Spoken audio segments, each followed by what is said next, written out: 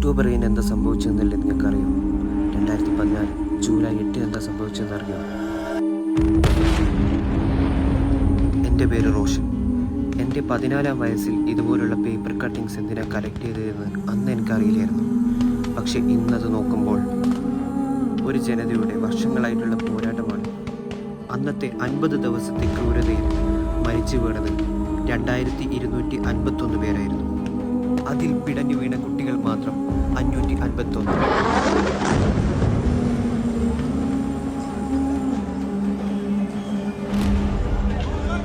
പരിക്കേറ്റ 11,231 പേരിൽ കുട്ടികൾ മാത്രം 3,436 പേര്.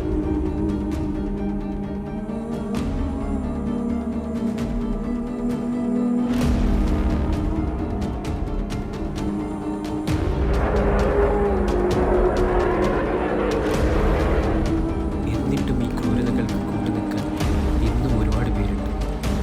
മതവർഗീയ കണ്ണിലൂടെ ഇതിനെ കാണരുത്.